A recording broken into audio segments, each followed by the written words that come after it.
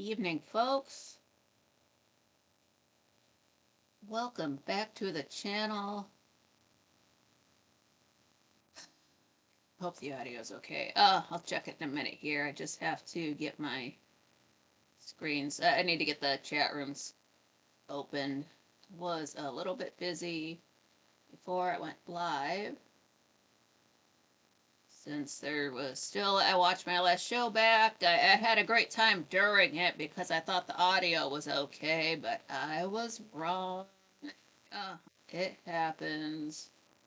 So through very much trial and error, oh no, it's the chat room. Through very much trial and error,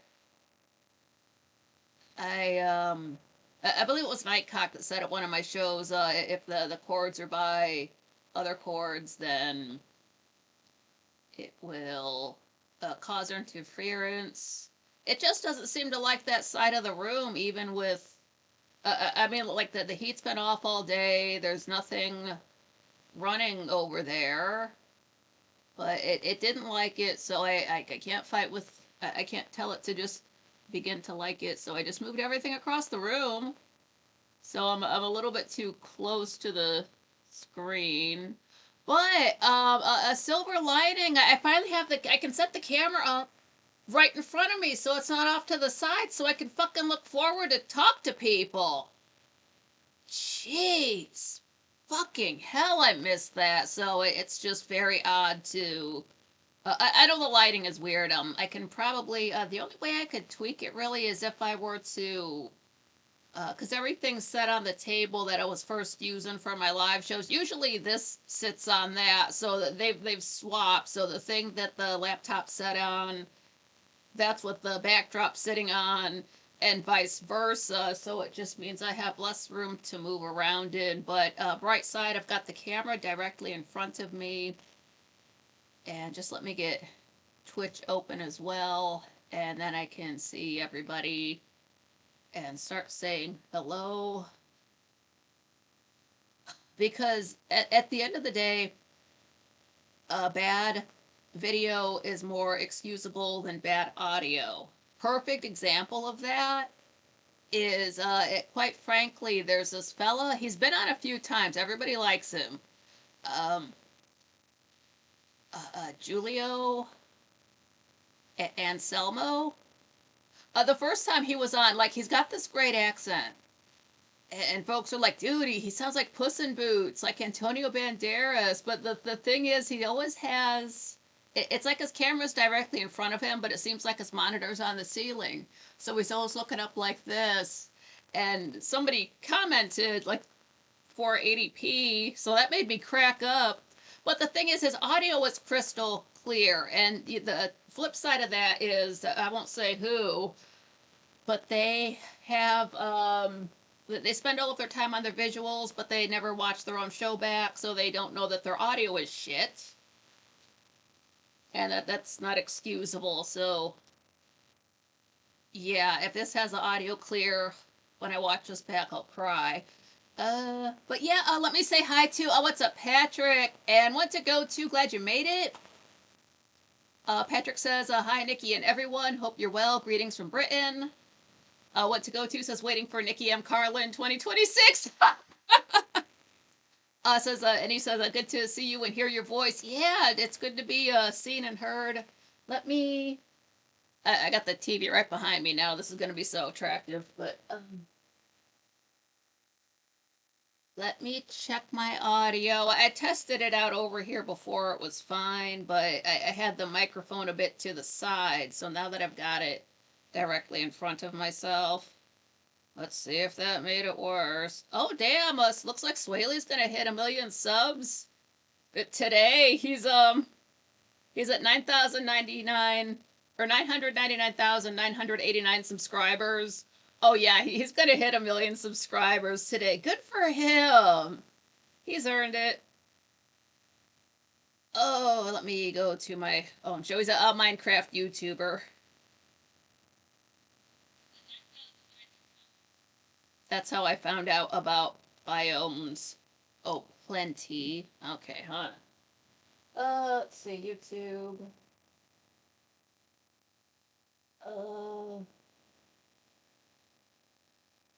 Let me stand up.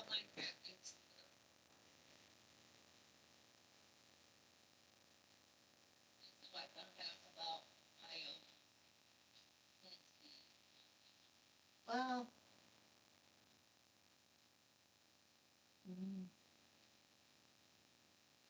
yeah, that's that's good enough. I'm not hearing any like it doesn't sound like anybody's frying bacon during a tornado. Uh, you know, the audio would be very acceptable if I was a storm chaser. Oh man, it looks like an F5. Get in your truck. But that's not what I do. I don't know why it doesn't like the other side of the room right now. It sounds fine. Otherwise, I was going to have to start doing what I don't want to do, which is each episode individually, because I don't expect people to click on many 15 to 20-minute videos within a 20-minute or a 2 hour span of time. That's irritating. That earns me no cash either. The more you make people move around, it pisses them off. And that's not me judging because I'm the same way. That's just the way it plays out. It is a tad bit dark, but again, I'll work on it. I think if I can, I might be able to move this whole table over, and theoretically I could have, like, say, the light kind of up high and then the camera in front of it, and then this. I'm just sort of getting ahead of myself. I don't mind that, and maybe it fits the tone of the show. Be having the spookier side, so I couldn't keep it back there because then you would really just see only one side of my face. I'm not. I don't even know Phantom of the Opera, so I wouldn't know where to go with that. It just does seem. Before it was too close, you couldn't see my shirt. There's no point in wearing the shirt if you can't see that it's a Gray Still Plays Not Today Satan. Link in the description. Not affiliated, just a fan. Yeah, so maybe this averted tragedy after I had to pick my TV up and set it on the ground and pick it back up again and plug it in. That's going to be good for my back. But this is not a catch-up show. So yeah, what's today? The 3rd? Let's see here. I'll definitely know. I usually don't watch these until right before I go live, but I think just because I'll feel really good about my show and then I watch it back and it's just because the audio's fucked up. It's not that I'm doing a bad job. It's just the stuff does just not work with me. But this isn't so bad. This is sort of how I play Minecraft, except I would be sitting on the bed. And I try to just set this on the bed, but it ends up just being too far away, and I don't need you to see the wall on either side. Just like there's nothing bad back there, but just the fact that it's all white walls. I have to watch these back too, so I don't need like a little sliver of white on either side burning into my eyes for 2 hours when I watch these back. So it's I do it for me too. I do watch all of these, so I know where to improve. So if there's problems, I see them as well. But I'm just digging the fact that like my hat doesn't look very purple. Maybe it's just me because I do have to angle this, but I'm just tripping on the fact I can look straight forward to look at you guys. I want to go to a dark shadowy look. Nice. Yeah. It fits the show. It's I guess it's good I'm not talking about Barney and Friends or something like that. I've got cotton mouth suddenly. Too much physical activity. Oh, man. Yeah. So I what I didn't mess with any settings in Streamlabs. I watched a YouTube video to try to get rid of the issues, and it directed me to a place that's within. It's a setting in the computer, not the Streamlabs or the camera, to get that to stop. I just had to. I could find the steps. Again, something about updating something to make that stop, and then you read the comments. Somebody's like, "This didn't work." Somebody's like, "This worked. You saved my life." So it's me try it. So there's that. Fingers crossed it worked. I don't need any more stress. Rather than like an additional thing getting bad, like something else needs to get better before another bad thing happens. That would be awesome. But I don't know. Maybe I fixed it. Today's January 3rd. 3 is my lucky number. Maybe it's on my side. Sorry, I keep touching my hair. I braided it like I usually do, and it's got this extra wavy kink to it. It's soft. It feels fun. I'm not one usually to play with my hair. It's usually behind me. Kind of rambling a bit. I'm just a little bit excited. Hopefully things worked out. Um, One to go to said, so would you rather re-record a show or replace the audio with an auxiliary recording in post-production? I don't like to have to re-record a show because what if I acted it better the first time? I wouldn't know how to replace the audio. Would that just be me? Is that like doing ADR? And I would just be matching what I'm saying with my lips to the first show? That wouldn't work. I just need that, like the any kind of like hissing and popping, anything that makes it sound like it was recorded between 1928 and 1938 just needs to go. That's not acceptable in current year. Again, bad video is more excusable than bad audio. Like I could have crystal clear audio and be sitting here at 240p, and like people wouldn't stick with that, but they could listen to it. You could listen to it in your car and whatever. You wouldn't have to look at it. That would be fine. Versus you're just stuck looking at it and don't have any audio because it's garbage. Nobody's. It's. I don't. That wouldn't fly. You kind of have to.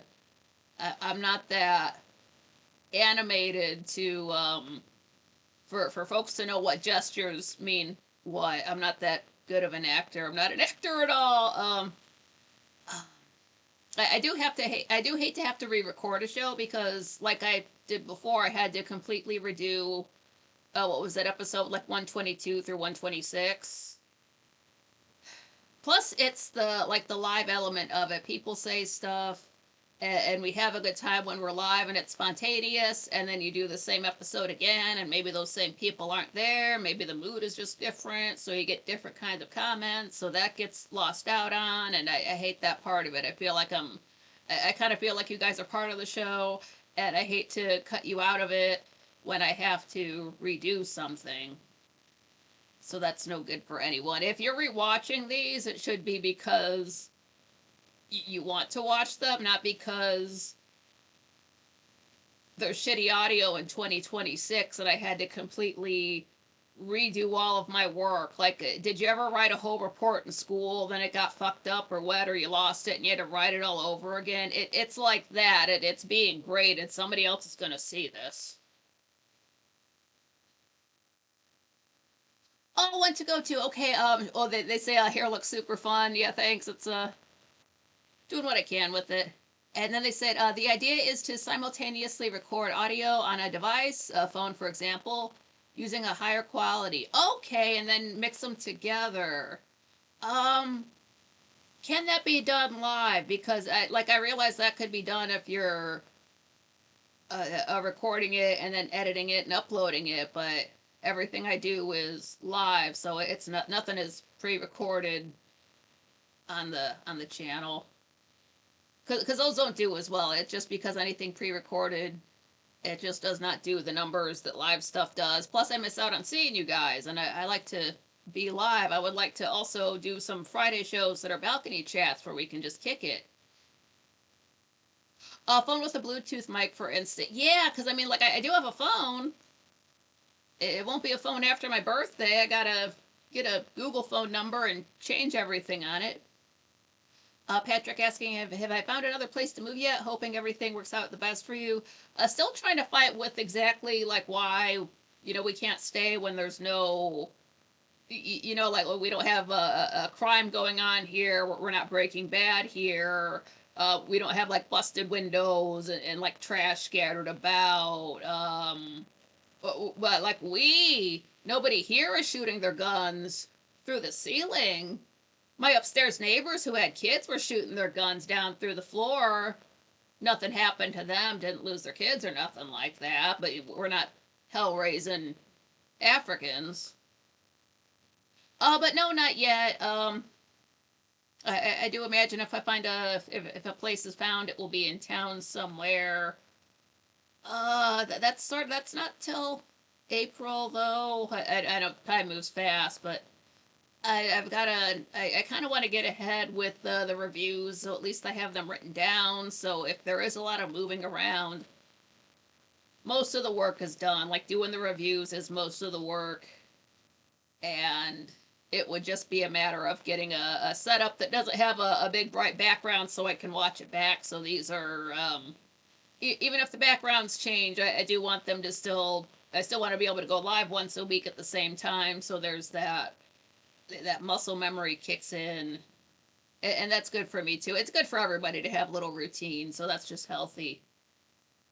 Um, but no, not yet. Everything is still sort of up in the air. I'm just looking at my last. Well, my car insurance ends on the 12th, so I need to. If I go out at all, it's gonna have to be next week. And while I've driven without insurance before, that doesn't bother me. But about a week later, my tags expire, and I don't want to be popped for uh, expired tags. I'm not going to go to court. I'm not going to pay a fine. How am I going to get to court with no car? That's not going to happen. I just don't need the trouble. I don't need them to take my license. My license is still good till 2027. But yeah, I'm not trying to get popped with the no tag thing. I have driven with no insurance before. My last car, I didn't have insurance for most of it, but I'm a good driver. But I'm not trying to get into any kind of trouble like that. Oh, want to go to you're good. You said sorry, I'm not understandable. Of course, I meant in a live stream context for recording. Yeah, I just wanted to make sure. I just assume things are different for going live, doing live streams versus pre-recorded stuff. I didn't know. It seems like you can do more with a pre-recorded show as far as tweaking like sound and video versus when you're live. It just seems like you're stuck with whatever you have. I don't know if there's any like in the moment tweaks you can do to fix anything. It's just all this stuff is just a little bit beyond me. Again, this was never a problem with my other setup, but oh well. Okay, but yeah, let's get on with some Dark Shadows. That's enough catching up. It's just all bad stuff anyway for them. Hopefully this worked out. I'm going to be so happy about this until I watch it back. Probably on Thursday before I have to tweet whether or not I'm going to do a birthday party stream on the 16th. So we'll see. Oh, recap. Me. Dark Shadows. Okay, so where are we at?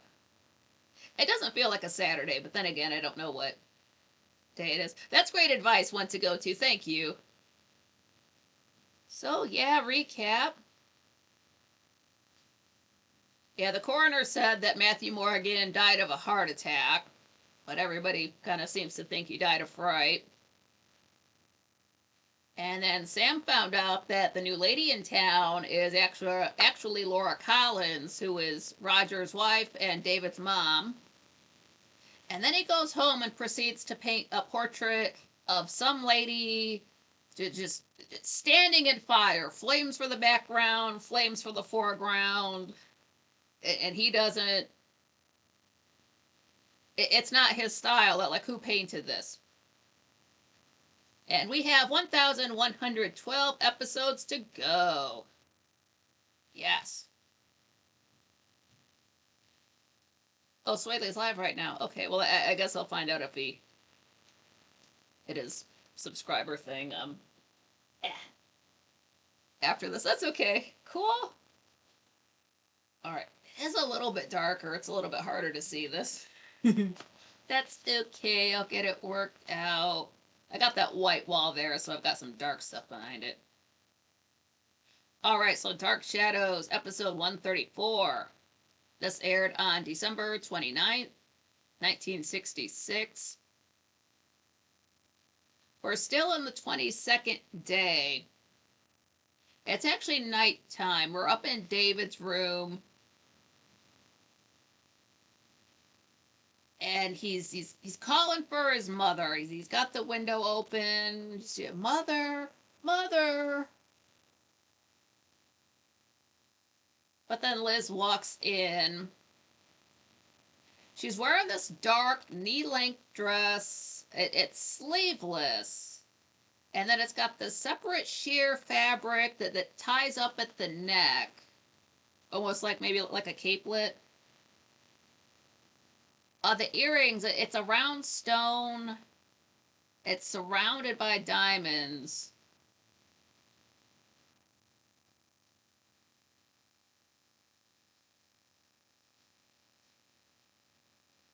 She comes in, she sees David there with the window open. She's letting him know, well, you're letting the cold air in. And gets him away from there. Saying, your mother asked about you when she was here, but we didn't want to wake you. Remember, Laura was just there. She just showed up at Collinwood, wanted to see David. They're like, well, he's asleep, so she left. And then he was sleepwalking. But David wished that he had been woken up because, well, you would have saved me from that bad dream.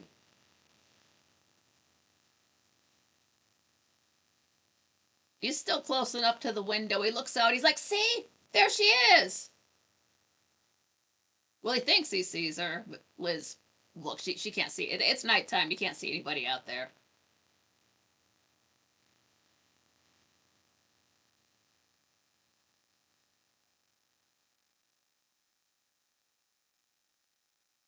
So down in the foyer, Liz is saying to Roger what David was just up there doing, but she's like, David thought he saw her outside, but she wouldn't be standing outside in the cold, dark woods.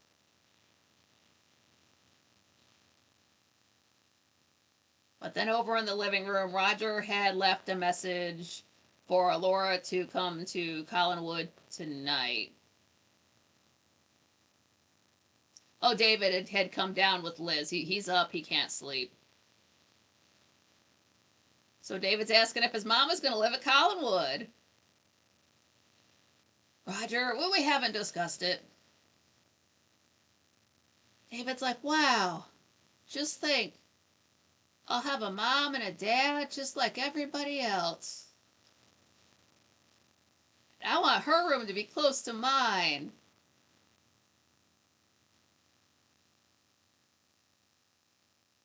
And it's like, well, why don't you get a cleaned up? If she's gonna come back, you don't want to be looking all, dirty for her. He's like, oh yeah. So he goes off to wash his hands. We have never seen David this happy. He's been like mock happy before, but he's like genuinely, this is the first time he's gonna have two parents in his life. And like, my feelings about him aside, like any child, like children should have two parents. It's sad that he doesn't. In this moment, we really want it to work out for him. And Liz does sound happy for him. She's not discouraging him. She's not saying it will happen, but like, yeah, that would be nice if you had a mom and a dad and she lived here. Just doesn't want to bum him out. But now that David's out of the room, Roger's like, I'm not going to act like Laura is my loving wife just to please David. Liz says, I didn't expect you to. Roger goes to the wet bar, pours a couple of drinks. Then he goes on to say that Burke is going to find a way to use Laura against them. And we might have to let her stay here. Liz, temporarily.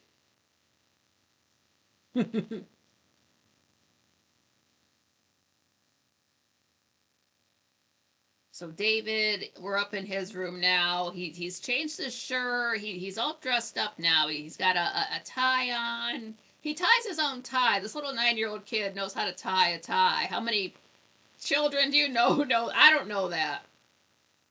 But he's, like brushing his hair, make sure it looks nice, everything's all straight and everything, tie's not crooked. And Victoria comes in, and he tells her his mom's coming to see him. And he never thought he would see her again. And he says, well, what should I talk about? Do you think she'll like me? Not everyone does. What if I say something that'll make her hate me? Victoria tells him that no matter what, your mom loves you. David seems to accept that, but then he goes on to say, well, why wouldn't she come back? I've been dreaming about her, but those dreams are getting scarier. He says he saw his mom standing in flames, and he could feel the heat. He goes, she called to me and it held open her arms, and I wanted to go to her, but there were flames everywhere. Why do I feel so strange?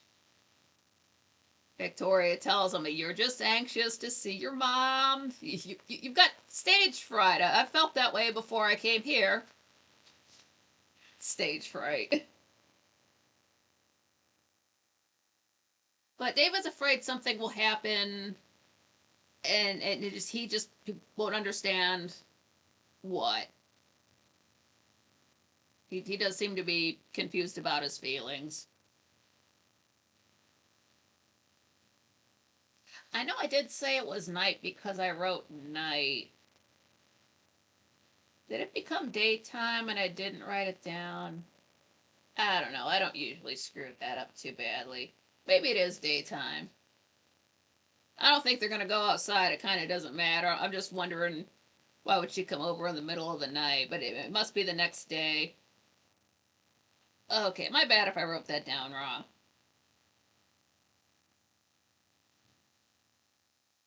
But that's okay. Down in the foyer, somebody knocks on the door. Laura's there. She has a shiny coat, whatever material it is. It's super shiny. This is the third coat we've seen her have. She's really big about her outerwear.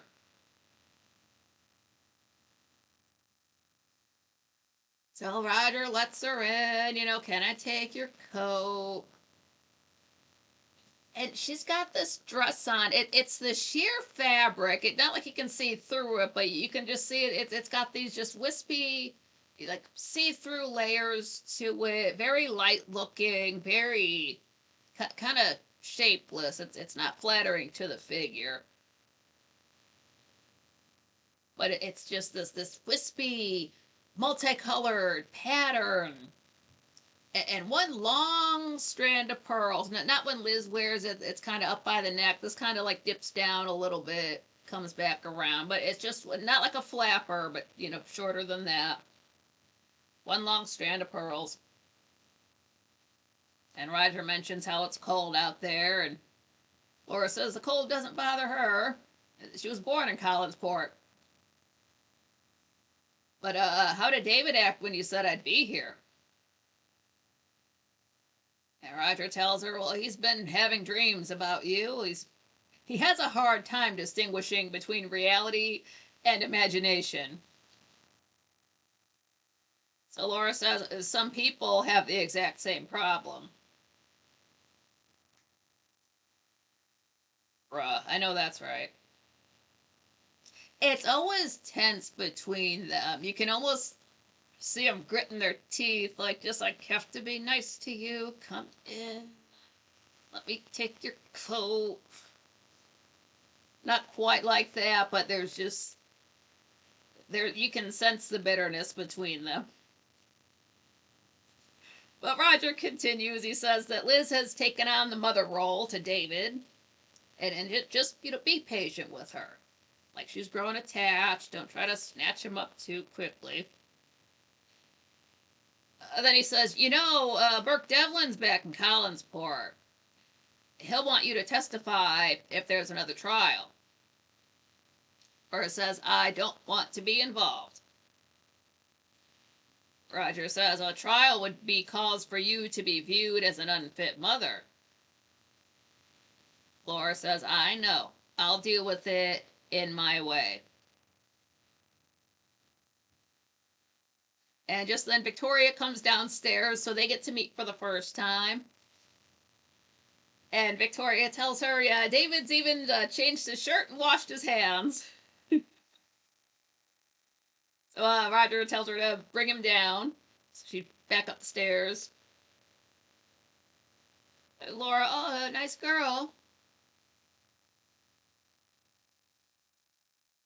So Victoria goes upstairs, opens the door. We don't see David, so she says his name a couple times. Looks behind the door. He's hiding behind the door. Victoria's like, why are you hiding? He says, I don't want to see her. I don't want to talk about it. Victoria, she's very beautiful.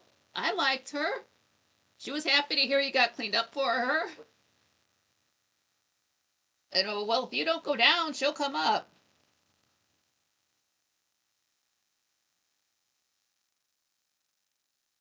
Down in the living room, Liz is saying to Laura that, well, you've undergone a complete personality change for the better.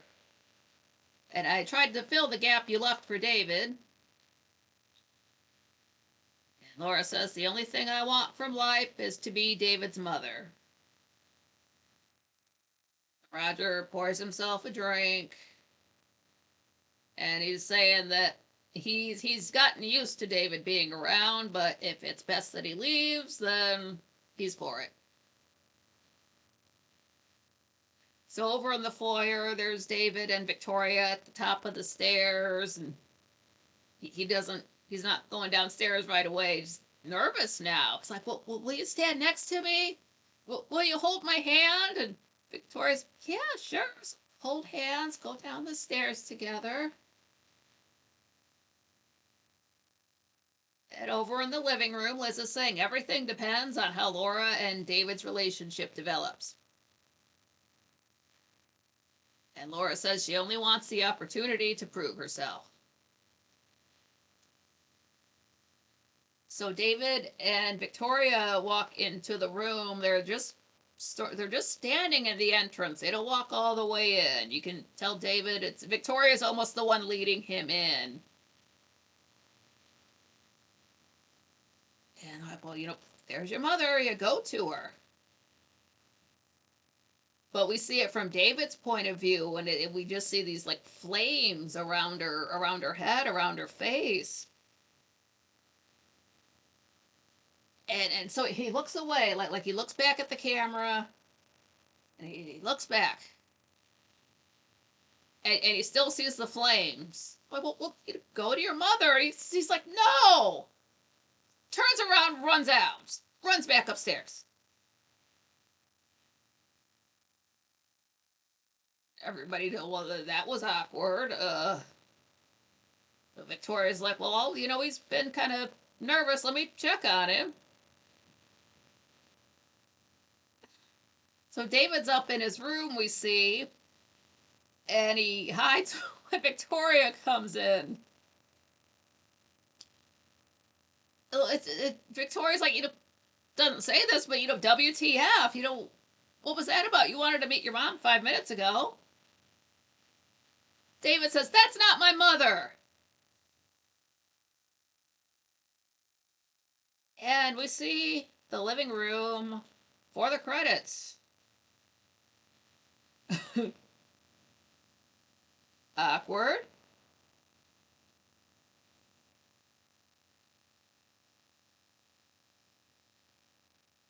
All right, so episode 135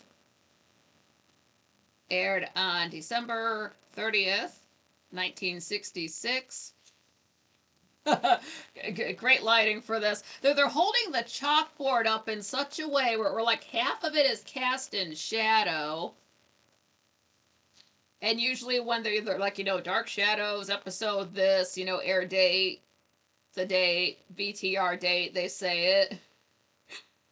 The announcer guy, whoever, he's just I can't read that. Yeah. Cut to black. We get the intro. I can't read that. We can make it out, but I'm sure, in the moment when you're running off of caffeine and cigarettes,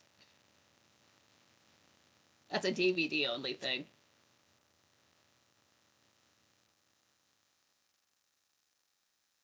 Okay, maybe she did show up at night. Okay. Yeah, all of that last episode took place at night. Yeah, my bad. Again, like I said, they didn't go outside. It doesn't matter. I'm getting the number of days right. Look, man, I'm like 99% accurate. It's okay. But the point is, we're still in day 22. It is nighttime. We're in the living room. Is this when it happens? Yeah, because before when Laura showed up, like I said, it was that wispy, light colored fabric with the just whatever random colorful pattern. Now she's in a black dress with a double pearl necklace instead of that one strand from before. What it was, hold on, because I didn't understand. I'm like, I know my memory's not that bad. I just wrote down what this woman wore. What it was, episode 134 was recorded on December 21st, 1966. But then episode 135 was recorded December 27th, 1966. So they had their Christmas vacation. I don't think anybody was paying that close attention to what the hell she was wearing in the same episode, so that's why. You'll see that kind of stuff happen often, but we don't get the video recording dates for other episodes. So yeah, they were on Christmas break. It's okay.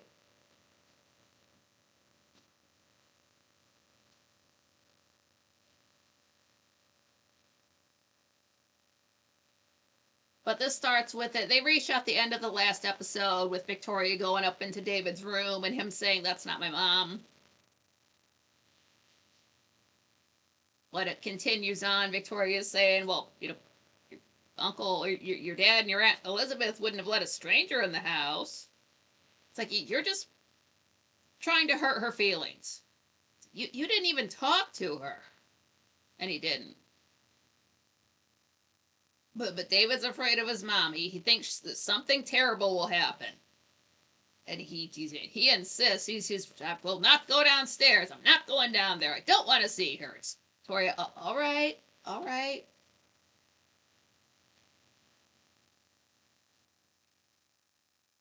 So we're back down in the living room. Roger is saying that David is unpredictable. Don't mind him. And Victoria comes down. She kind of talks to Liz, just kind of like she only wants Liz to hear this. She's just saying that, well, David's had enough excitement for one day. Can we postpone this? And Laura's right there by the fireplace. She overhears this. She's like, no, David's afraid of me. I saw it in his eyes. It's my fault. I was too eager. I'm a stranger to him now. He means everything to me. She just looking down at that fireplace. Seems like looking at fire calms her down. But as she's staring down at the fire, then we go up into David's room, and he's just agitated. He can feel his mother watching him, even though he's the only person in the room. Oh, down in the living room. Oh my God, Liz's earrings. Oh, that's all I wrote, but I think I know how they look. They're these. I mean, again, everything's black and white. I want to say that like they're this teardrop. It makes me think that they're an emerald. With of course, anytime Liz is wearing a stone, it's got to have like teeny tiny diamonds around it. But oh, I don't think we've seen these before. But look at her earrings. Oh my God. As hot as this stuff is, then eventually we see it in color. Yes. But Liz is saying that David just needs time to adjust.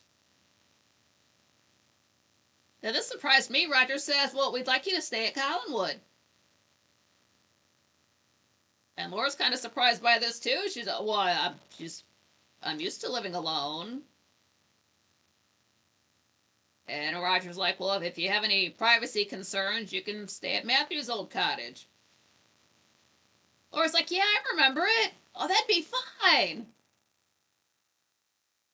So just then Carolyn enters.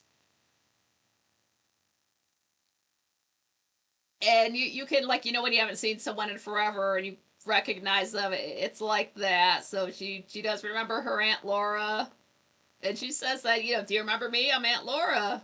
She's like, yeah, I remember you. And Laura says she remembers Carolyn being 12 years old with braces and used to put on plays for them in the garage. And Carolyn says that you wore these long, jangly earrings. And Laura's like, yeah, I wish I still had them. I'd give them to you now. They would be in style. And then Roger tells them that Laura's staying here. And Liz goes, she leaves the room to go get the keys for the cottage. And Carolyn's like, cool, I'll walk down there with you. And they're super buddy-buddy. There's like, Carolyn has no reason to dislike her Aunt Laura. She's happy to see her. So she's, genuinely glad to see her. And Laura's basically like, well, the decision's made, I guess. And then Roger thinks everything will work out. So, oh, good for him. Seeing it, looking on the bright side of things. Roger doesn't genuinely seem to be a positive kind of person. There it is. Pardon me, gotta reapply. Roger just seems to want everything to go his way regardless. And if it doesn't, he'll pitch a fit. Because, just because he's rich and used to just buying whatever he wants, whatever he needs. Just getting anything, whatever he wants. Not necessarily in a Burke sort of way, because Roger can want whatever he wants, but Liz is the head of the family, so she gets the final say. I think that's another reason why Roger doesn't like Burke. I mean, like, yeah, there's the whole trial thing, but the fact that he's blown back into town and he has as much money as the Collins, but he's the one in control of it, I think that gets under his skin. Because Roger is he's the oldest male, but he's the second born.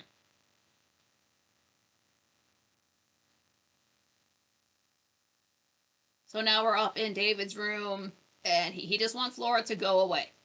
Doesn't want to see her, just wants her to leave. Just telling Victoria that.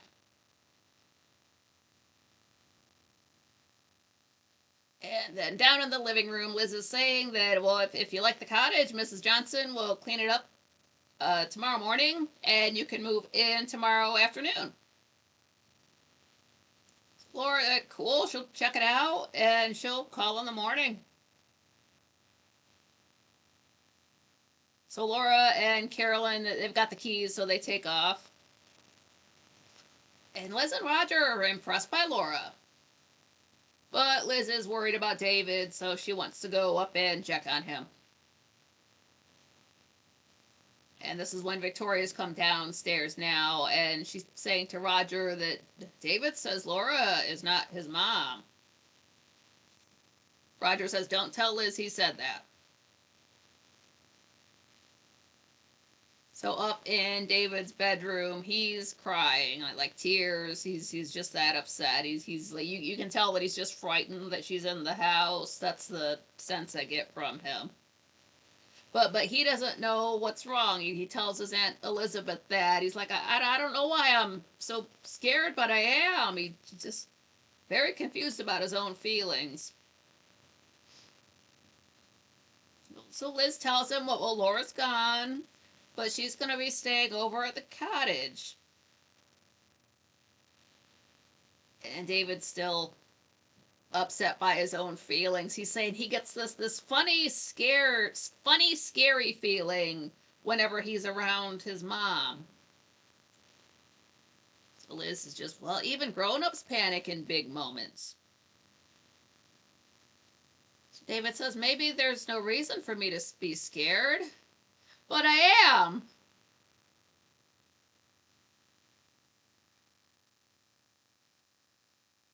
So we go into the cottage, and Laura looks around. She says it's cozy. And Carolyn lets her know Mrs. Johnson cleaned everything after Matthew died. And, you know, an old friend of yours is staying at the Collinsport Inn, Burke Devlin. I hope you get along with him better than Roger, because he hates Burke. Do you? Laura, no. So then she goes, there's that window there by the front door, and she goes to look out. She's like, can you see Collinwood from here? And Carolyn comes and joins her. So, yeah, when the leaves are off the trees. And then she points and says, it's way over there. And it's like, oh, yeah.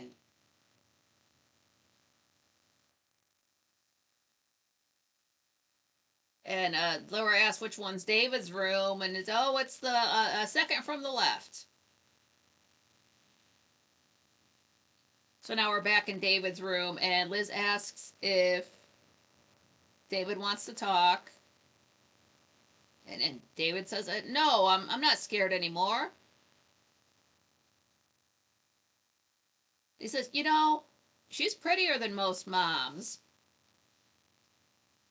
Liz says, I suppose so. It's like, well, you've had a big day. So she tucks him in. He's all dressed for bed anyway. It's just that late at night. But now back over at the cottage, Laura's saying, do you think Liz and Roger would mind if I just moved in tonight? Like, I'll build a fire. It'll be cozy. I want to be close to David. She wants to wake up and know that he's just that close to her.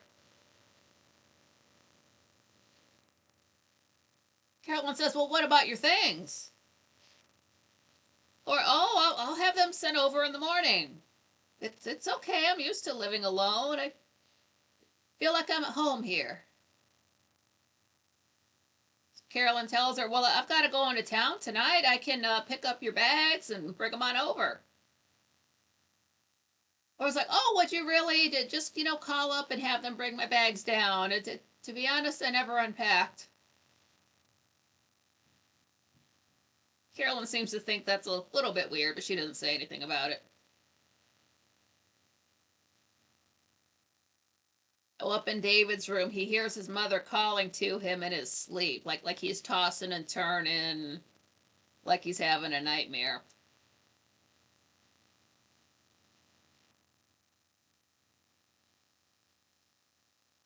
I think I've already built this, but I wrote down that the cottage doorknob is on the left-hand side. And there's that shelf, that mantle that comes up right up to her neck, and she's 5'2", just trying to get the proportions right in Minecraft. And it's like there's this little like step, like brick, like step shelf, like, so it's not like the fireplace is the same level as the ground. It's like it's up about a brick, and there's a little low seat in front of it, so you can just chill out there in front of the fireplace. Great shot of inside the cottage. It is rather cozy. Oh, 3-disc recap. Awesome. Do I have a tissue? 1 second.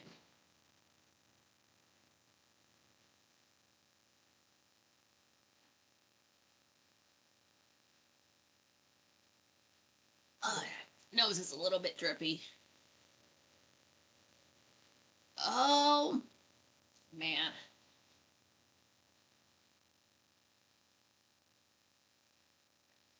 What episodes? These. Discs 13 through 15. This was just the first time I went through. I was blowing through these so fast, I kind of had to stop every 3 discs and just sort of gather my thoughts and kind of touch on a little bit of on the characters that we've seen so far to sort of keep them fresh in my memory, because sometimes we deal with the character a lot and then we just don't see them for so many episodes and you kind of forget about them and suddenly they show back up again. So if like it's not the cast is not that big where that really doesn't happen too much now, but as we go on, that will. So if we haven't seen somebody in a while, I probably won't mention them. But if they have been around, or if I thought something, then I had to make a little note of it.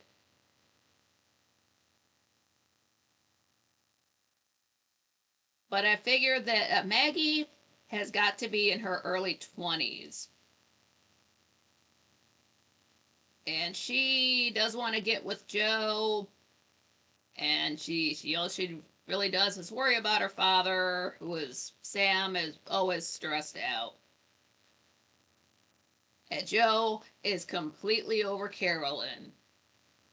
And it seems like when he's done with somebody, he's completely done with them. Matthew took the rap for killing Bill Malloy. And Bill Malloy's ghost did not seem to care. He just blamed him for it. Mrs. Johnson doesn't buy any of David's shit, any of his spooky stuff and feelings. She's not on it. No one noticed him stealing food. We never saw, like, he's not, like, eating extra cereal or extra animal crackers to cover for the fact that all of this food went missing over the course of one day. They just let that go. David is scared AF of Laura. And Laura smokes too much. That's a bad habit. Carolyn cannot see that Burke does not give a fuck about her. She just blinders like it doesn't affect her. We've had trigger discipline violations for Burke, Joe, and Roger. And there's Liz, glam AF, and just worried about anything is off for too long. So suddenly she's wringing her hands and she's pacing and she's worried. She's a worrier. I can't believe Victoria wants to stay after all this. After all these kidnappings and attempted murders, she wants to stay there. It's like she told Burke this is the first place that's ever felt like a home to her. And they don't play it in a sad way, but ah. And the storyline went from the pen to Matthew Morgan to the storyline with this Phoenix lady, Laura Collins. I call this Phoenix Down storyline. Final Fantasy VII reference. And we still have coffee and donuts on the show. Like I said before, donuts are one of my favorite characters on Dark Shadows. Yeah.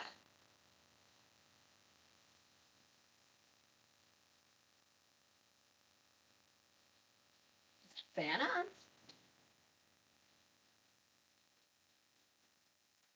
Hell was that on for? That did not need to be on. Stop blowing on anything. Oh, lost my spot. Okay, what happened? It was. I wrote down busy filming day. Okay. Yeah, so episode 135 and 136 were both filmed on December 27th, 1966. It already takes all day, the better part of a day, to film one episode, so that they were hauling ass that day. Just like, oh, it was Christmas, we gotta make up for it.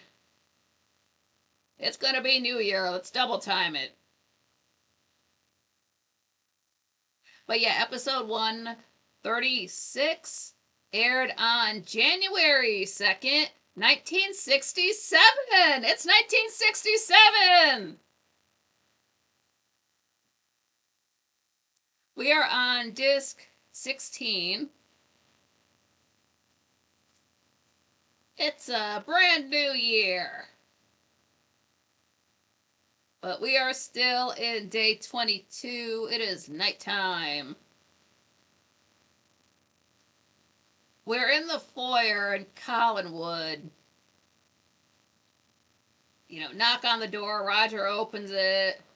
Like, oh, I expected Richard. It's Frank Garner's there. So, no, you know, come on in. Takes him into the living room. Roger's saying that he wants to divorce Laura ASAP.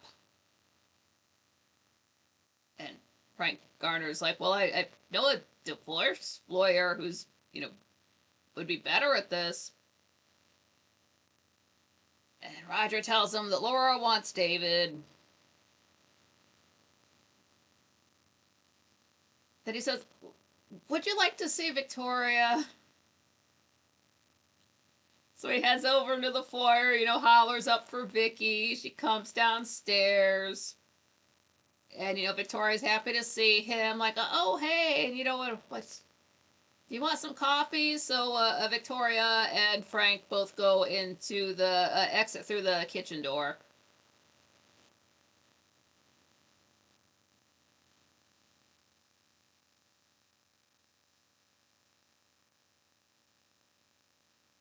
Now Roger is saying this to Liz back in the living room, that Burke is pushing for a retrial, and he wants Laura out of Collinsport as fast as possible so Burke can't use her against him.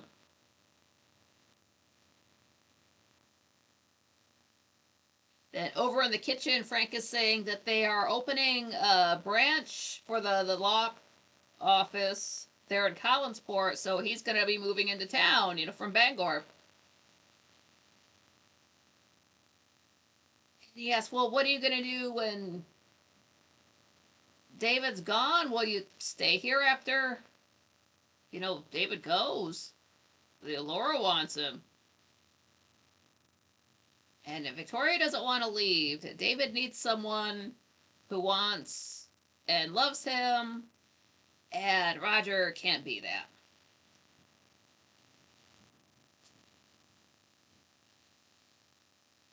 So now we're over in the Evans cottage. And Sam's looking at that canvas that he did, and he covers it up. Just when Maggie comes back in, she had a date with Joe.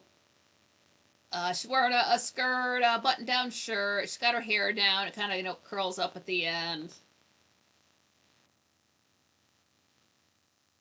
And she, you know, notices him by the canvas, but Sam does not want her to see that picture. Keeps making excuses. Oh, not till it's done. Maggie says, you've been odd ever since Laura returned. Sam is, oh, Laura, oh, she's just an old acquaintance, that's all. I wanted to know why she's back. And Maggie says, well, you act like you're afraid of her.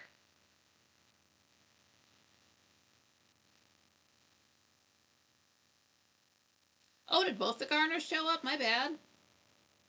Yeah, that's what it was. Roger thought it was just going to be Richard Garner showing up, a Frank Garner what came along with. I'm like, oh, I thought it was just going to be one of you guys. Oh, yeah. Come on in. But in the living room, Richard Garner is saying that, why are you worried that Laura's back when you're innocent? Roger, I just want the divorce settled. It is 4 reasons. Can you start now?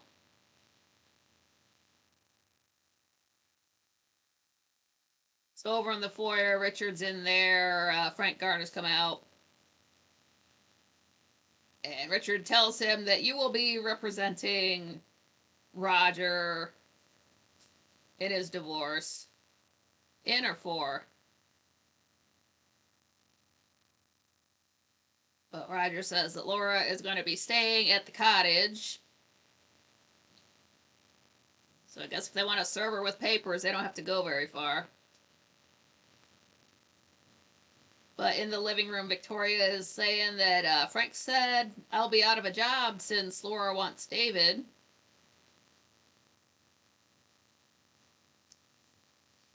And Roger's like, I guess. Well, Laura and David have to get used to each other first. And Victoria says that David is scared of that dream. That he and Laura, he saw himself and his mom standing in fire.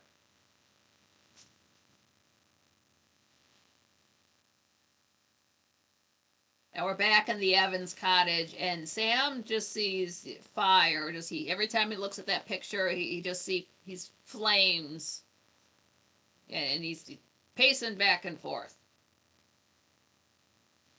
And Maggie notices this, and try to shut her up. Sam's like, "Oh, it's getting late. You need your beauty sleep." So she's, oh, okay, well, good night, Pop. So after she goes to bed, pours a drink, takes it down, and then he takes off, grabs his coat, he's out the door. So Maggie hears the door slam, so she comes out of her room. And she figures, Sam's not there, so she takes the opportunity to take that tarp, whatever it is, off of the canvas to look at it, and she's surprised by what she sees. So now we're back in the living room, and Victoria is saying that David is not himself. And Roger says, well, just talk to him, tell him to get to know his mother, and we'll work something out so you can stay. Then the clock chimes 10 times. We don't see it, we just hear it. It could be 10 p.m., it could be the scene ended before we heard any more chimes, but that's what we got.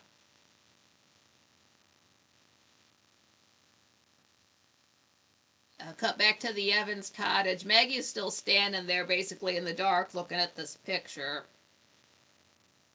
And Sam comes back in and just, oh, I'm back. Yeah, I'm fine. Just went for a walk. It's late. Go to bed. Maggie says, I saw it. Why did you paint it? And I don't know. Something's making me paint it. And I'm terrified.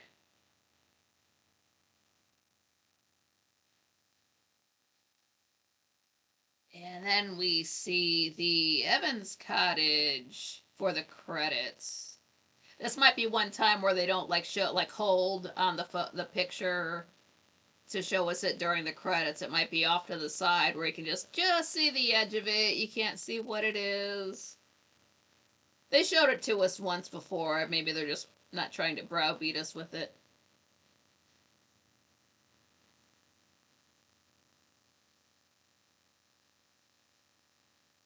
All right, episode 137 aired on January 3rd, 1967. Oh, hey, that's today. It's still day 22. It's nighttime. We are at the Blue Whale. And Sam is in there. And somebody else, goes to light a cigarette. And Sam is just, staring at the match, the flame of the match that they have. Anytime he sees fire and he becomes distracted.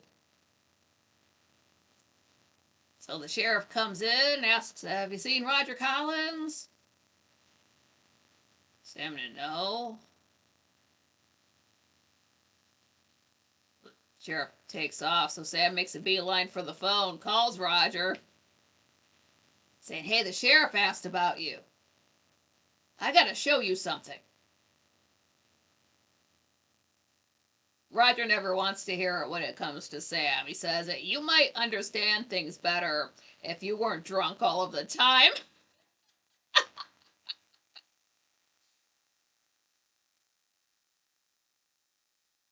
But he wants Roger to meet him at his house.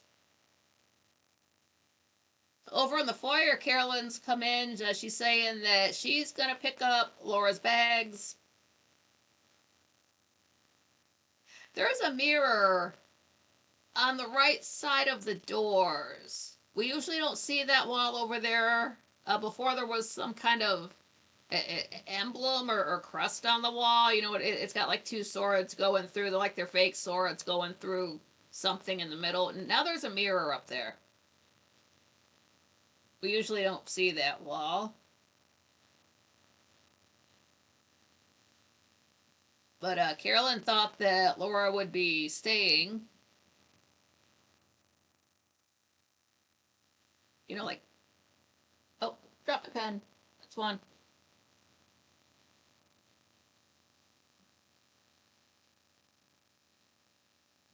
She's saying this to Roger. Like, she's very beautiful. I can see why you liked her. And why Burke was your rival for her.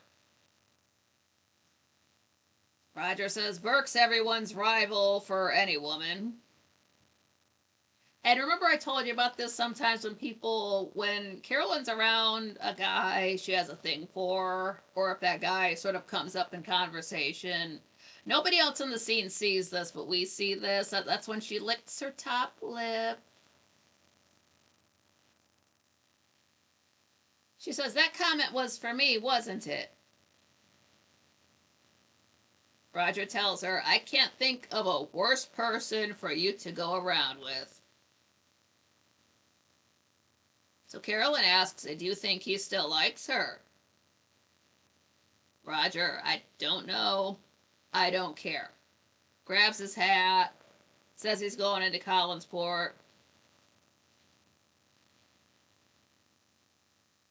They both leave, and then the phone is ringing off the damn hook. So we know it's Sam trying to call Roger from, at the Blue Whale. But now we are in the Blue Whale, and everybody's having a good time. It's just couples laughing. And, Sam could not be more in the opposite mood. And in walks Burke, and he invites himself to sit with Sam, as he often does. Oh, what's up, John Rogers? Glad you made it.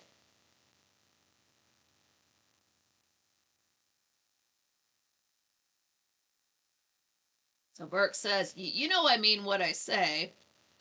I like you because you have a conscience, which tells me you don't like what you're doing. Sam, wrong. I love to drink. Burke says, I don't need your testimony now. I've got Laura. She's not the same reckless, irresponsible girl she was 10 years ago. She's going to divorce Roger, then she can testify against him. Or Sam, another good marriage down the drain. And that's just when Roger walks in the door, and Burke invites him to sit with them. He says, good luck on your reconciliation with Laura. Roger says, stay away from her. Her mental state's still shaky. If pressure from you could make her snap. Burke says, don't give me that. I know her better than you. She won't crack. Laura's only back for David. Why else would she be staying at the Collinsport Inn? Roger says, she's staying at Collinwood. Your ego can't take that.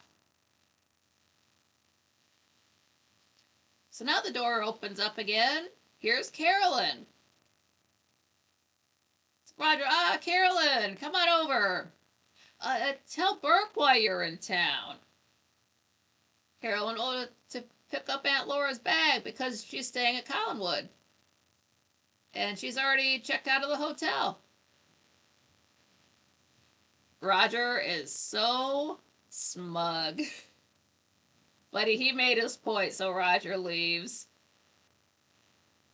And just then is Sam, oh, I gotta, so he takes off too. He's gotta go. And Burke is not paying attention to Carolyn at all. The fact that Laura is staying at Collinwood, again, he's rarely speechless, but you can tell he's got a lot to think about now. Like, Carolyn's sitting right next to him. Like, he's not even looking at her. He's just so lost in thought.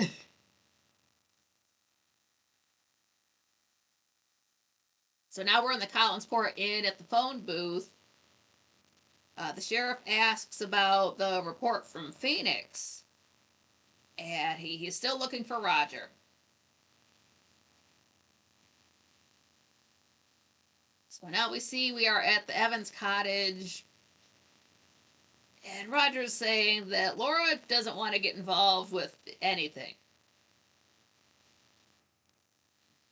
Roger's like, did you bring me here to look at your paintings? I don't want to see your paintings, Sam.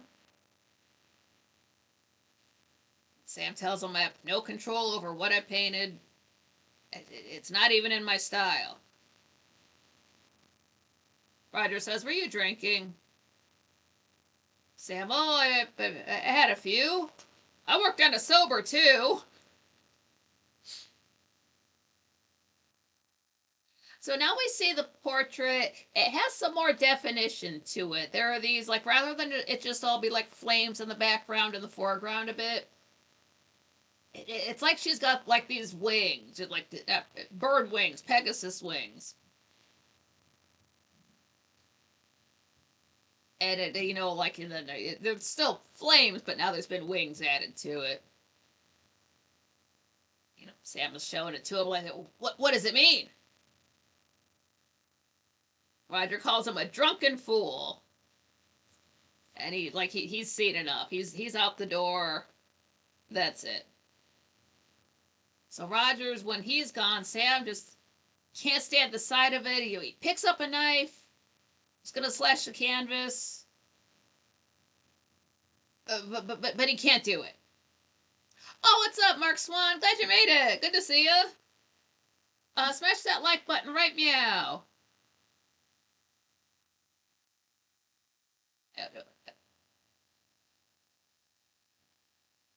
So over at the Blue Whale, Burke is still just lost in thought. Could care less about what's going on around him. And Carolyn knows that Burke is thinking about Laura. Burke's just like, I can't believe they're sharing a room. So Carolyn says, well, Laura's staying at the cottage alone.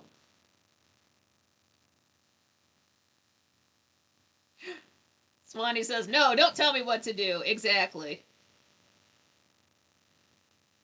Side note, I hate videos that are like, at the start of the video, get cozy, grab a drink, get a snack, stop telling me what to do with my life, bitch, and get on with the goddamn video.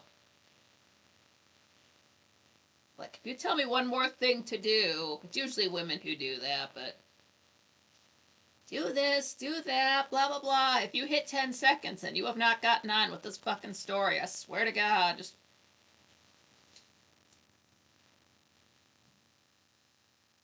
So now over on the Collinwood foyer, now we see the sheriff's there. And he's finally run into Roger. Oh, I've been looking for you. I got that teletype Phoenix report. And it says that Laura Collins burned to death in a fire. And her apartment went up in flames.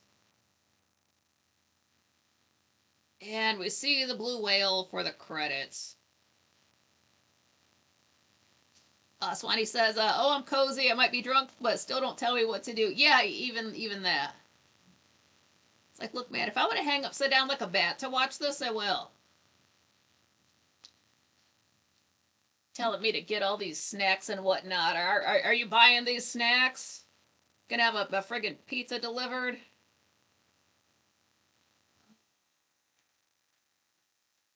It's happening. Now everything's starting to happen. All right, episode 1 to 38. This aired on January 4th, 1967. Still in day 22. It is nighttime. We are in the Collinwood foyer. And the sheriff is continuing with what he says that what he was saying, that the Collinsport Inn says that Laura checked out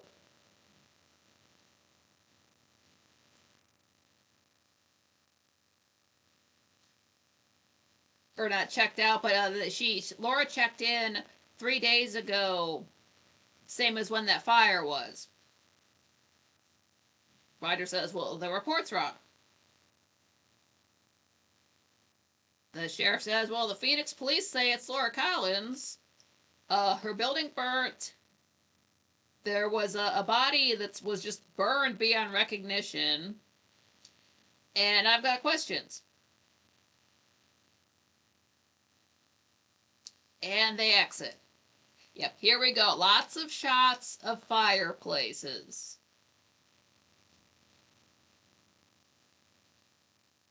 This is when it starts. We're not going to see so many shots of fireplaces on the show during any other period. During the storyline, we will. Oh, John Rogers says, just staying warm here. Oh, good.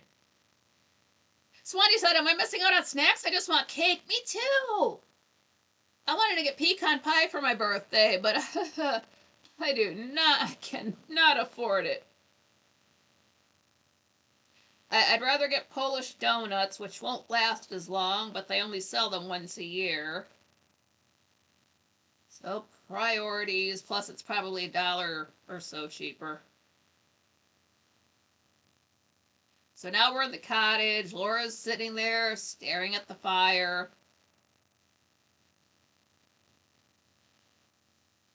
It's got a little divider screen between her and the fire, so that's good. I guess it's easier on the eyes.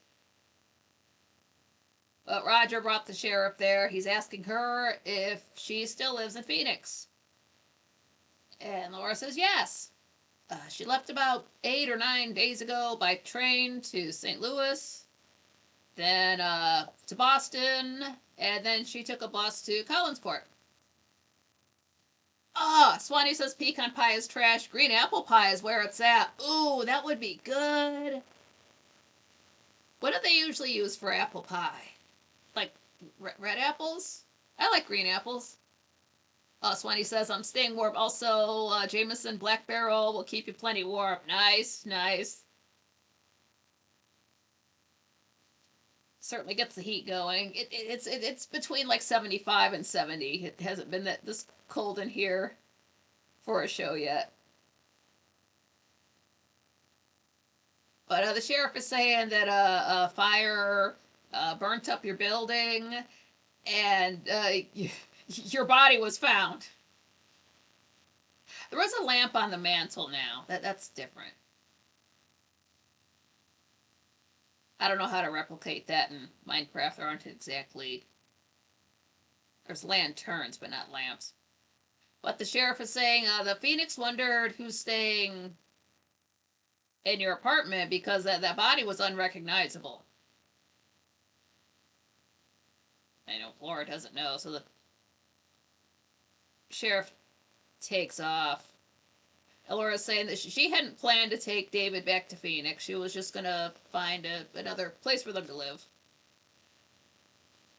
So Roger says, well, I'll be back to discuss Burke. Like, it's late enough. Can't we talk about this tomorrow? But, oh, well. Oh, went to go to Granny Smith apples? Nice. Oh, yeah, Swanee says, yeah, regular trash red apples. Maybe that's why. Okay. This apple pie's alright, but, green apple pie, that's different. Oh, Swanee's saying, my grandma used to get green apples from her tree in her backyard, and those pies were the greatest. Oh, hell yeah! Free apples. Renewable apple hack. That'd be good. Why can't we make apple pie in Minecraft? There's apples, there's pie, there's pumpkin pie, there's cake, WTF. But now we're over at the Collinwood front door. And Burke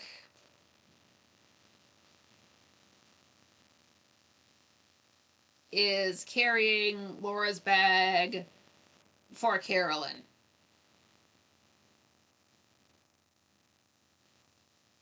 And he's telling Carolyn, like, I always imagine kissing you.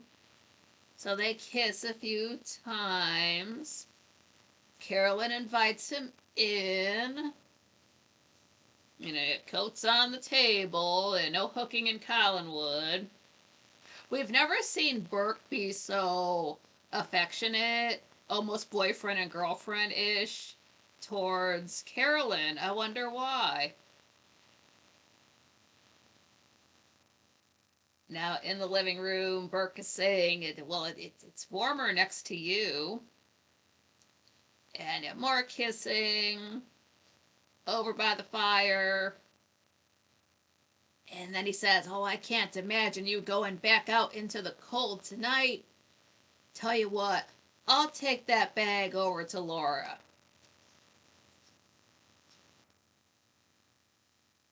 It's over in the foyer. Roger comes in. He sees Laura's bag on the ground, Burke's coat on the table.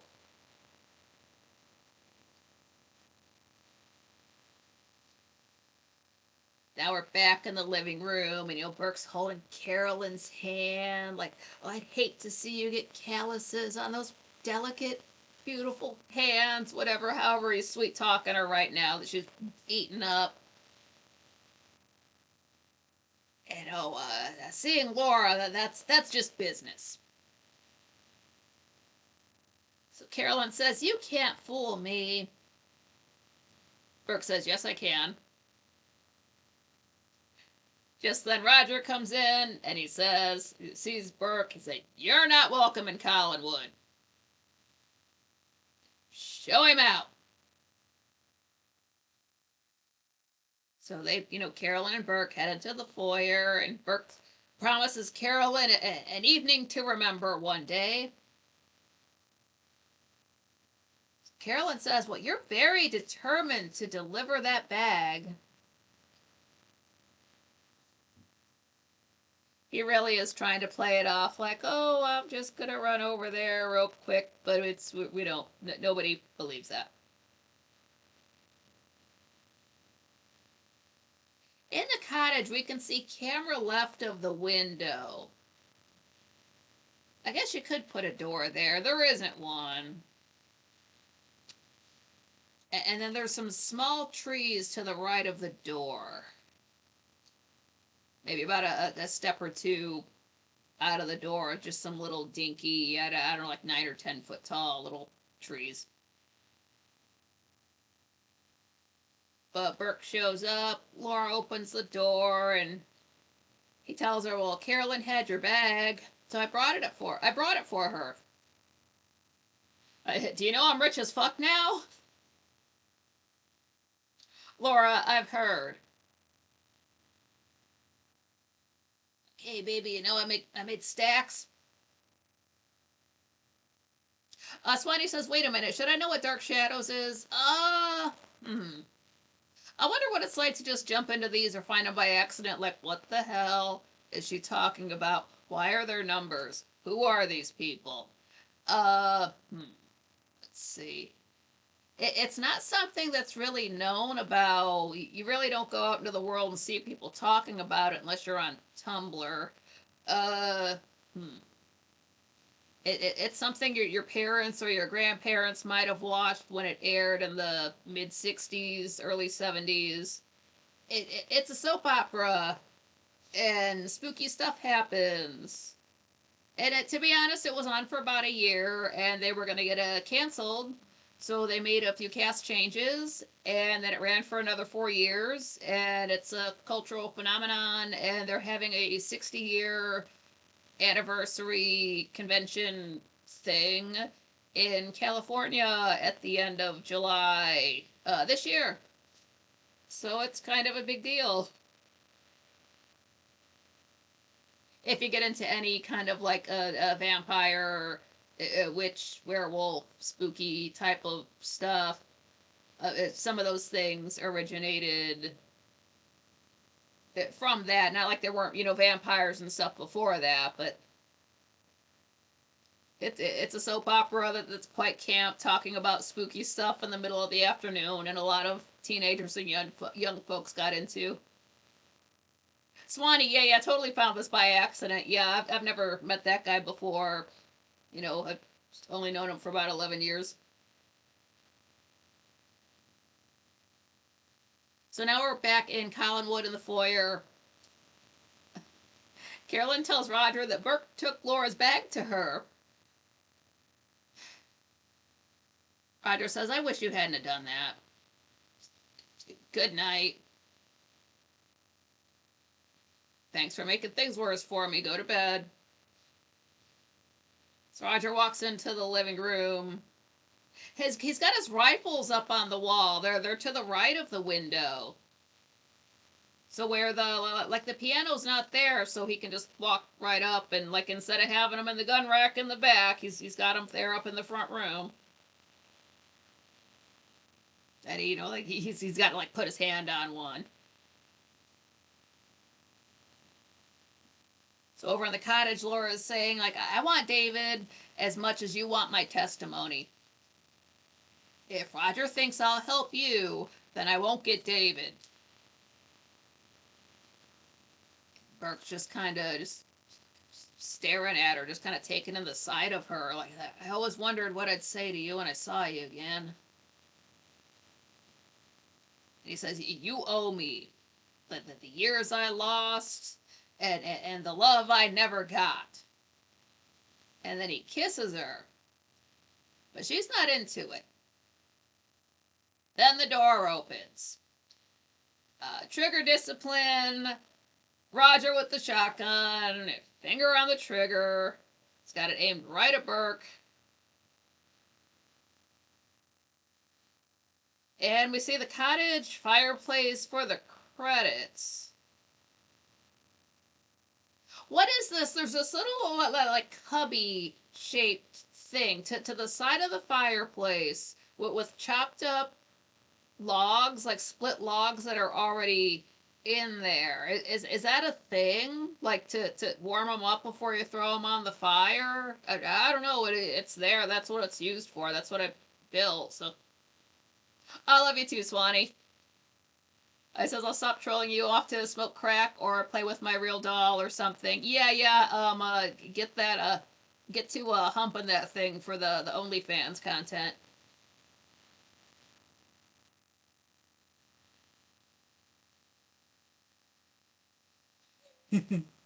That's a good place to end an episode, pointing the shotgun at somebody. Really intense, though. He looks mad.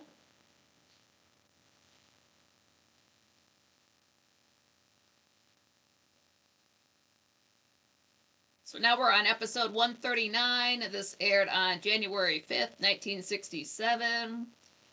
Still that 22nd day. At nighttime at the cottage. Roger's still there. Yeah, trigger discipline. But he's mad. He's almost got it up so we can aim it at him, but he's not quite there. It's like, stay away from my wife, or I'll kill you. You can see that left wall really well. There's a small table with a plant in the left corner. Not really the right time to be noticing the rest of the room, but oh, look how it's decorated. Swanee says, I always warm up my log first, yeah. Maybe the wood explodes if it's too cold. I don't know. It's there, they use it. And the whole time he's got the... Well, you can't really point it at him because his wife's there, but he's got it raised enough that he could pull it up pretty quickly. Roger's saying, no court would convict me. You're trespassing and bothering my wife. Burke, then shoot me. And he's getting closer to him. And it's just like now, like he's not aiming it at the other actors. It's a little bit off to the side, but it's enough that when Burke gets up to him, he can grab the barrel, and they start fighting. You know, shotgun's aimed up. Boom! It goes off. Trigger discipline. That's why. That's your fault, Roger. Now there's a skylight. But Laura's freaked out. She's like, "Just Burke, will you just leave for my sake?" So Burke takes that rifle with him. He takes off. Oh, Swanee's taken off. Okay. As long as you don't like shoot a hole in the roof before you go, like Roger just did. So now they're alone. Roger's asking, what did he want? Why did I hear you say you're back to take David? If you hear something, that's just some asshole's car alarm going off. It's like they steal the same car every single night, but Laura's saying, I'm nice to Burke because it's the best way to handle him. Roger's like, you perjured yourself on the stand. If I go down, you go down with me. So if you'd act like a loyal wife, he wouldn't come around here. The happiest day of my life will be when you take David and go. If David is my son.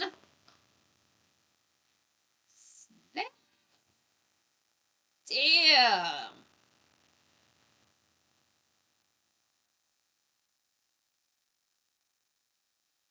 To be honest, if David was Burke's, wouldn't he not have the same blonde hair as his mom and dad? Like, how blonde can you be when your dad has hair that dark? So I'm just basing it off of that. Even though the timeline of things, he could be Burke's, I'm kind of really just basing it on the hair color, and David really is a lot like Roger. But now we're on day 23. It's morning. We're in David's room. Victoria comes in, wakes him up, tells him it's 10:30. And so we get the impression David doesn't sleep in this late, but he's saying that he dreamt of his mother calling to him and that saying she wants to take him away. And he saw flames everywhere. So Roger comes in. It's like, you're going to see your mother, get dressed, or get spanked. So David gets up. You can't make me! Runs over to Victoria. It's like, well, I'll get washed up, but I won't get near my mother. And he runs out of his room.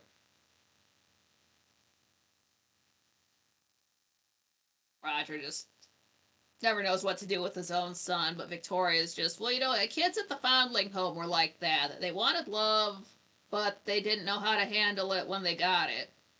I'll find a way to get them together.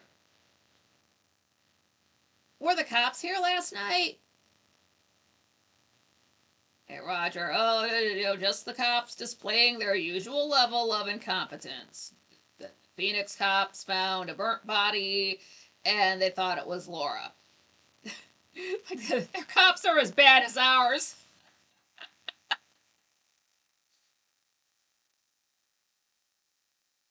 So over in the cottage, Victoria shows up. She's got a tray. She brought breakfast. There's coffee and toast.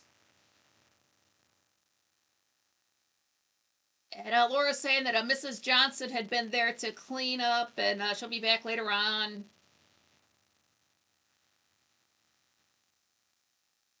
Laura says she finds the fire soothing just to look at, be around.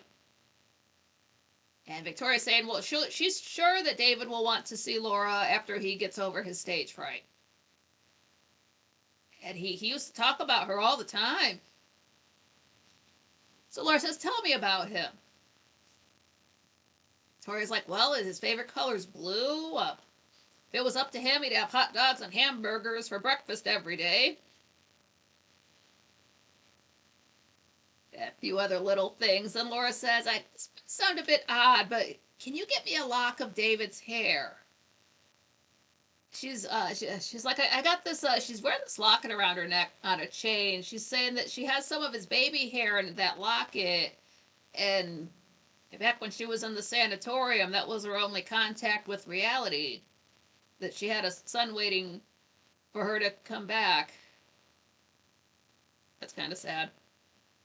But it's this dark oval stone in this either silver or gold setting. We're never going to see this in color. Yeah, it's probably gold. They do tend to favor gold jewelry, which I prefer as well. And it's got this star in the middle, this five-pointed star, not like a pentacle, but just a star with 5 points. So to me, it looks like an ancient Egyptian hieroglyph that looks like that. But that's what it is. It's not trying to be anything occult or anything creepy like that.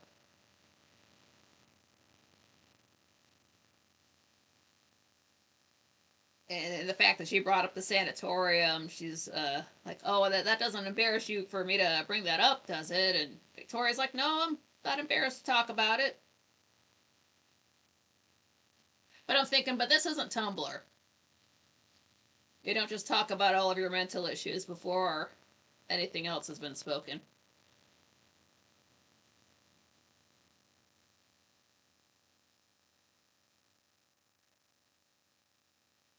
And Laura wants to see him now, but now it's not right. Good. Victoria doesn't want to say why. But she always takes David on a walk between 4:30 and 5 p.m. after he's finished his lessons. So you could just run into us. So Laura says, at Widow's Hill. I used to take David there to look at ships.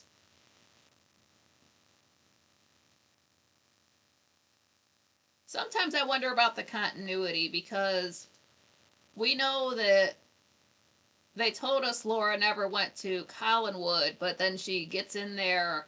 Maybe she was there before she was married to Roger, but because she recognizes the fireplace and things like that. But they didn't have David when they were living there, but I don't think Victoria knows that. So I sort of thinking that Laura's just straight up lying to her, because how would Victoria know that either way? But there's no way that happened. They were up in Alberta or wherever. Not up in Canada.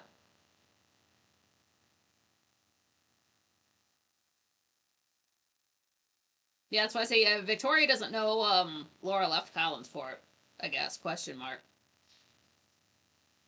But she agrees to do that. So okay, it's later on. They're out on the walk. They're up at Widow's Hill, and Victoria's kind of she doesn't want to go up to the edge. So she's kind of hanging back. But David's more fearless, so he's a little bit closer to the edge. She's just looking out at the waves, at the water. It's way high up. Talking about, I wonder how many people have died here. Victoria's like fuck's sake, man. Morbid as hell. I really don't want to think about it that way. But David gets bored waiting around, so he's kind of turns to leave, and Victoria, oh, look out there. Is that a ship? You see it? David, like, yeah, but I can't tell what kind it is. It's like, I want to do that someday. Take it when I'm an adult. Yeah, take an ocean liner all around the world. So up walks Laura. She says, to Madagascar? And David's shocked. He turns around. She's just smiling, trying to be pleasant, talking about, remember we used to talk about it? You liked the way the name sounded. I know other places. I could tell you about them. But just, come here. And David, no. He takes a step back. And she's like, oh, you don't have to be afraid. It's just, come away. We can talk. And David again, like, no, I don't want to talk to you. Get away from me. And he gets too close to the edge. His feet kind of get tripped up there. There's a giant rock on the ledge. He slips, falls down, catches himself on that rock at the last second. So he's screaming.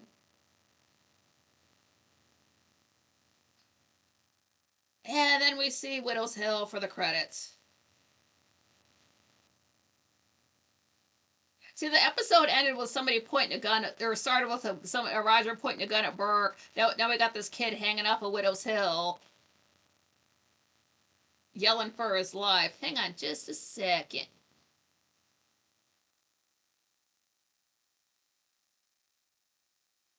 Oh man, I think I can get one more in. Got like 20 minutes left, 19 minutes left. Did I start on time? I was really rushing at the end, trying to get everything pulled to the other side of the room in 25 minutes. I think it would really do better to have the light directly in front of me some way. I'm just wondering how I could. I think I'll just have to turn the. Yeah, what to go to? Literally a cliffhanger. Yeah, was that a Friday show?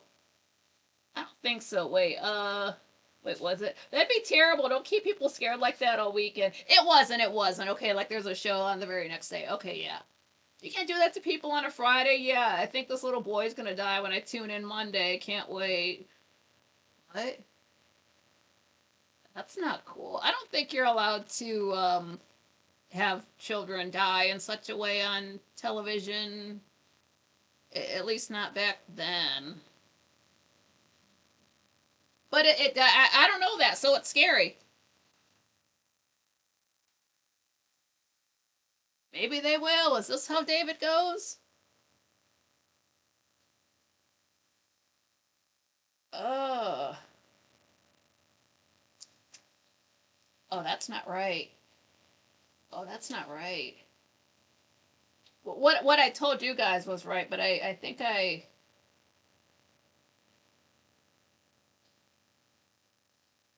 Uh-oh. Oh, this will be something I have to fix later. Everything I've said is correct. It's just, yeah. Okay. I'm glad I was paying attention to what I was doing in the moment. Yeah, okay. These are good. It's just my own notes. Okay, yikes. Glad I caught that. Then I would have to redo an episode. But okay. Episode 140 aired January 6, 1967. It's still day 23. Must be between 4:30 and 5 p.m. But we're up at Widow's Hill. And they sort of reshot the end where, Laura walks up, Madagascar. Remember we talked about it? David's afraid, backs up, catches himself on that rock.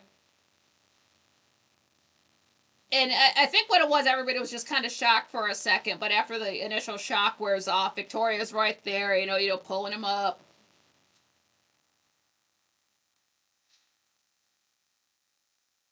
And, are you okay? Why'd you do that? And David's like, I don't know. I was just scared. I don't know why. We look over at Laura. She's turned away. She's got a handkerchief out. She's crying. David sees that. They both see that. David says, well, why is she crying? Tori says she's crying because she loves you. And you won't even let her touch you. It's that dream that scared you. Just go to her. David walks up to his mom. She's sitting down. She's faced away from him. He doesn't want her to see him crying. But David asks, did you really travel a long way to see me? Laura says, I did. We just have to get used to each other again. David says, do you like me? Laura turns around. She says, I love you. They will always be together. They hug. Aw, sweet moment.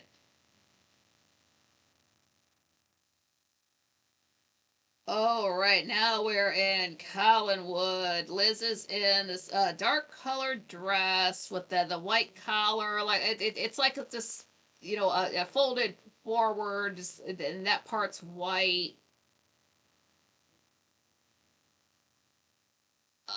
It's got this like off to the side. It's got this little teeny tiny bow. That's it's sewn into it, a little feature. It's not a closure or anything like that. Double pearl earrings. The neck's up too high to wear a necklace with it.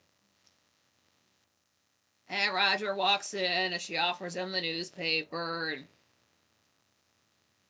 And she's sitting down. Roger, they've got this clear pitcher. It looks like water, but it's got this long glass stir stick. So he stirs that up, pours some into a glass.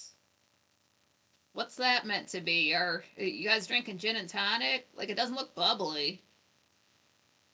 But that's what Liz is drinking. Roger has one. Roger says, I would have loved to have seen the Phoenix Tom Tom. Or whatever they call their newspaper out there, in regards to whatever they would have written about that fire at Laura's. And he said, the sheriff said that Laura died in her apartment. And that burned up. And it also happened to happen the day she arrived here. And he goes on to say, it's best that David be with his mother. You have enough to worry about. Did you know Carolyn brought Burke here last night? Liz, no.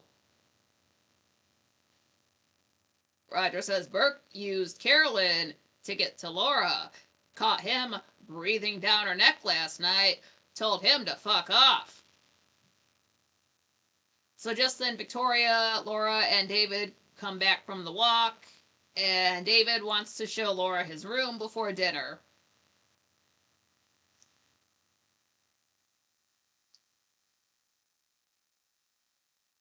And Liz is not happy to see them getting along so well. But you can just tell by the look on her face. They're up the stairs. Victoria tells Roger and Liz that she set up their little meeting today. But it was scary because David almost took a header off of Widow's Hill. And she was just worried that David would say that Laura's not his mom. He said, I told you to forget that.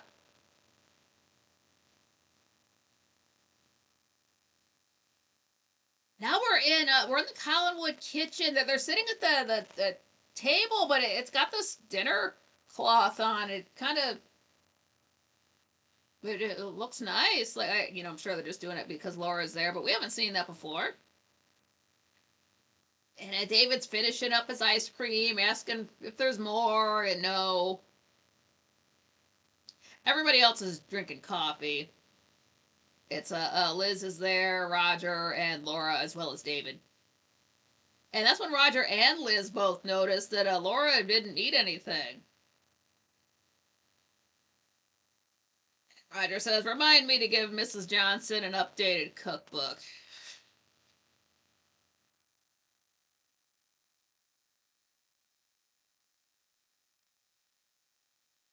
So Roger, Victoria, and David take off.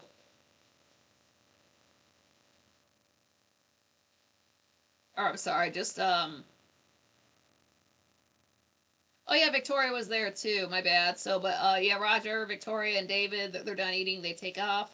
So it's just Liz and Laura in there.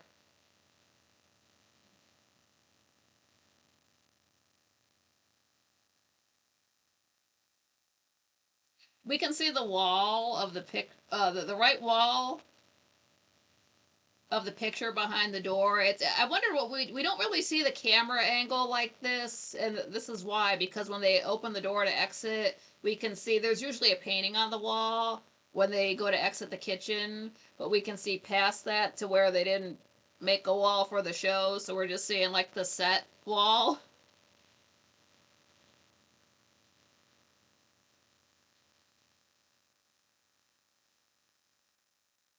Yeah, there's red wine in front of Liz and Roger. But Liz is saying, David said that you're not his mom. And he also thinks he can talk to ghosts. You know, Burke wants to destroy the Collins family. Laura's like, I have no plans on being Burke's friend. So over in the living room, there's Roger telling Victoria, like, I told you not to mention what David said. Victoria, but he insists she's not his mom. Roger says, I'll fix that. David, come in here. He pulls out this big old photograph album. Back when the photos, like you had these little corner pieces that you had to like stick the photo in, and photos had that little like ripply edge to them.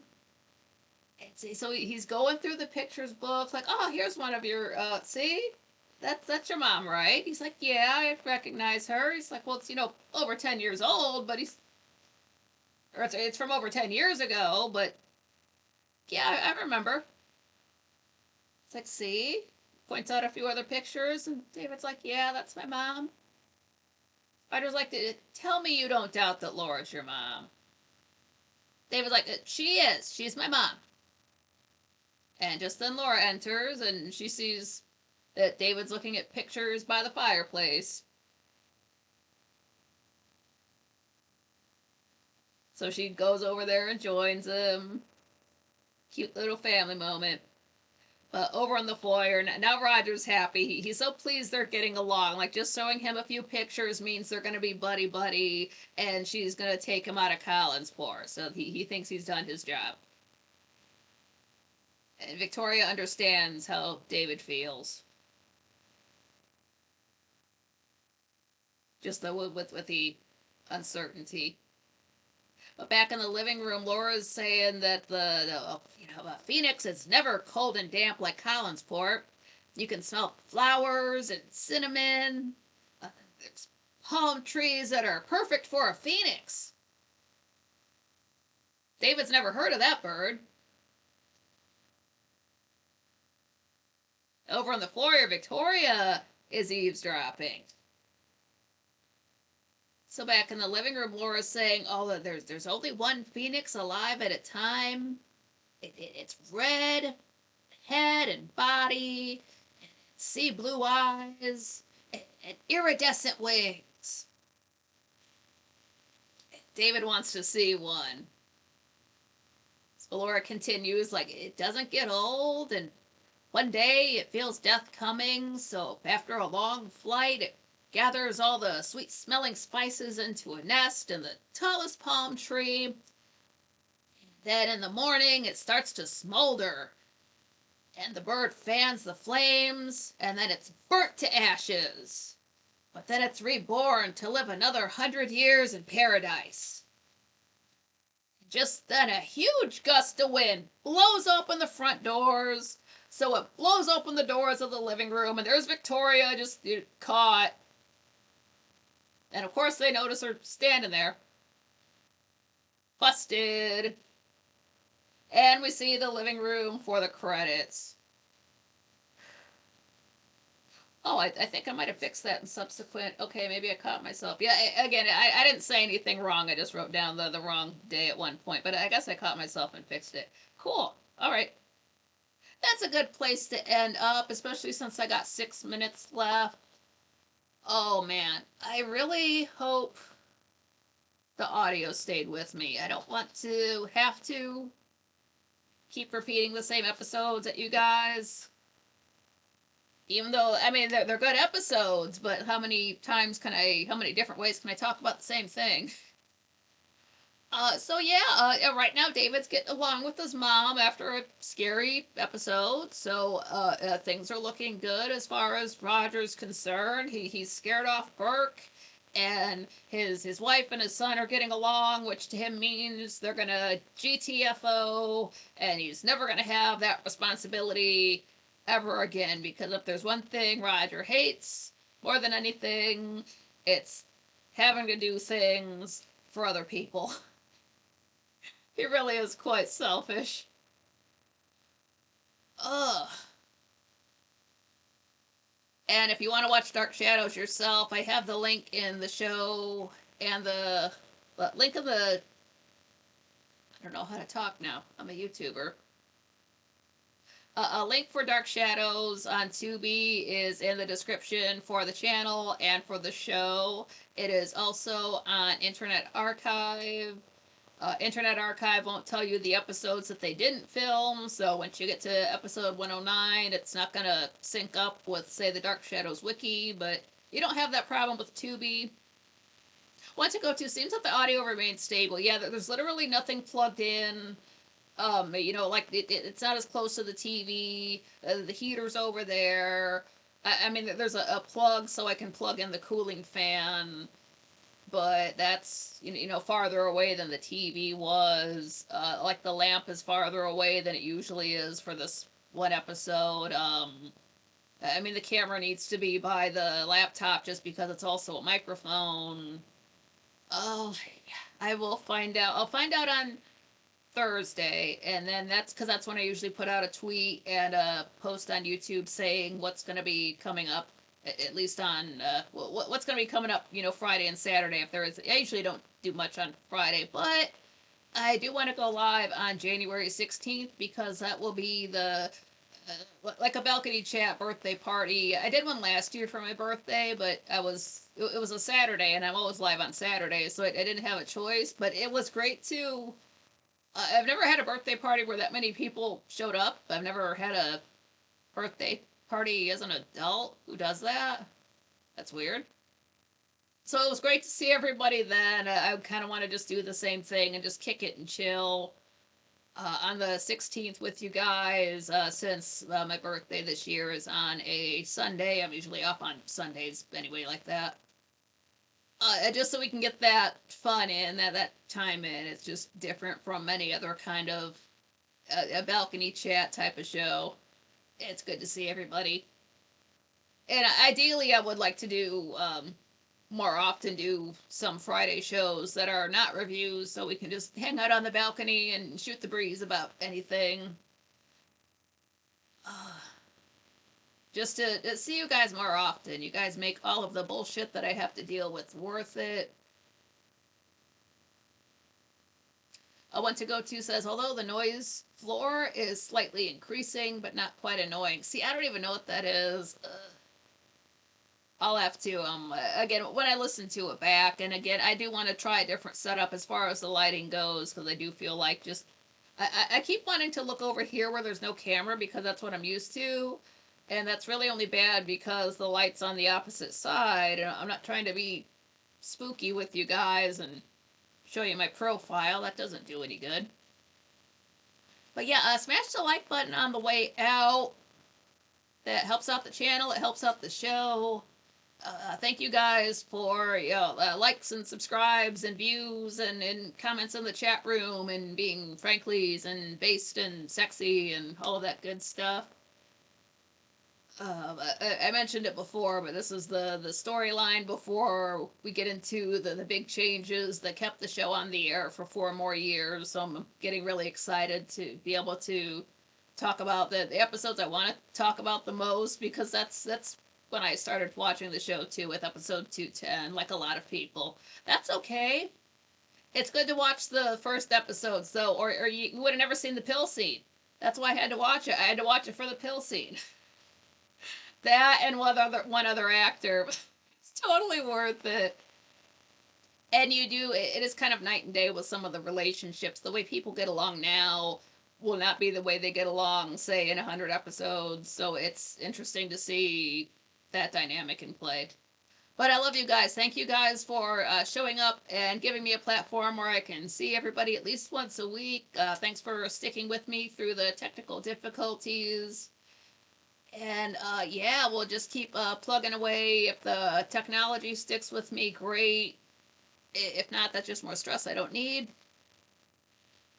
But you guys are wonderful. You guys are the best. So thank you again. Don't forget your pants. You're going to need those next week at the shows. So I will see you guys in a chat room next week. Yeah. So everybody take it easy. Stay warm. Stay sexy. Stay based. Get something good to eat. Get some good sleep. Stay hydrated. Keep that thing on you. And yeah, love you guys again. You guys are the best. Thank you. Have a great evening.